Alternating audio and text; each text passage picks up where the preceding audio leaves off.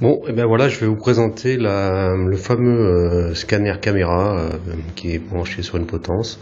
Alors, comment il se présente ce scanner? En fait, c'est un bras avec une petite lampe dessous qu'on n'éclaire pas d'ailleurs.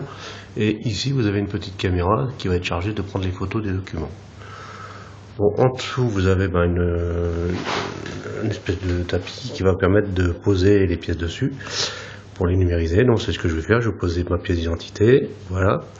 Donc ce scanner est relié à l'écran ici au PC via un port USB. Donc pas besoin d'alimentation électrique. Voilà, c'est simple à brancher, il n'y a pas plus simple à faire. Donc pour numériser, c'est relativement simple. On ouvre une petite appli. Alors c'est l'appli qui est livrée avec le scanner. Hein. On imagine qu'on peut en développer une pour la Massif. Voilà, on clique sur la petite appli. Ça ouvre une interface. Cette interface est rudimentaire. Il permet de capturer. Voilà, on va faire une petite capture. Voilà, ça va venir. Voilà. Hop.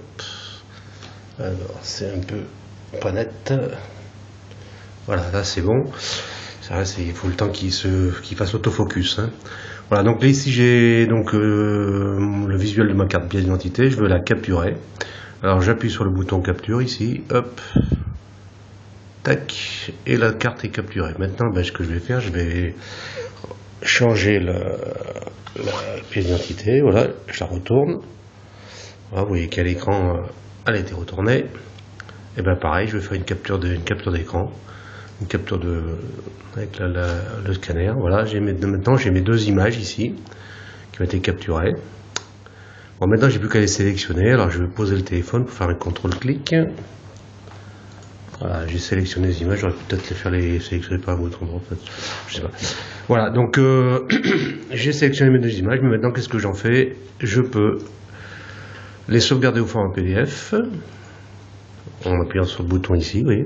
Donc ça m'ouvre l'interface pour le sauvegarder. Donc ici, je tape le nom du fichier, par exemple le numéro de sociétaire, 17 27 539, et puis le nom du sociétaire, Aicardi, A-I-C-A-R-D-I, voilà, et j'enregistre mon fichier.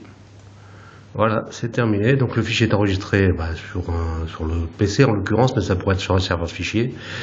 Et si ETsoft était connecté, il pourrait très bien ramasser ce répertoire et intégrer les images directement en GED. Maintenant, vous avez une autre solution, c'est d'utiliser le système actuel. On vient sur le fichier, on le récupère, il est ici. Voilà, vous le voyez ici, là. Et on fait un bouton droit, c'est tout simple. Et on fait envoyer vers un destinataire mail. J'appuie, normalement la messagerie devrait s'ouvrir. Comme c'est Thunderbird là, c'est un peu long, mais ça va s'ouvrir, donc je vais l'ouvrir à la main, ça va aller plus vite. Voilà, ça va s'ouvrir. Voilà, ça y est, ça s'ouvre. Donc ça me préformate un mail. Donc ici il suffit que je tape l'adresse, ça va mettre. Alors il faut que je referme parce que ça ouvre les messages dans l'attente.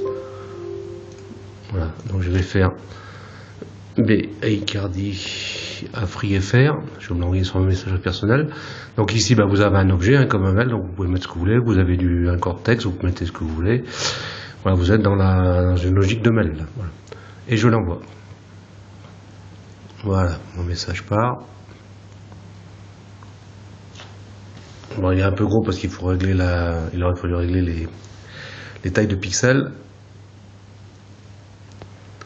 Voilà, il va partir et normalement il doit arriver sur mon autre PC dans ma messagerie.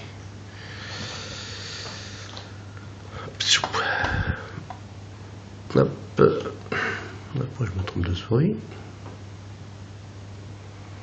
Voilà, il y en a un qui est arrivé ici. Hop. On voit pas très bien, mais hop.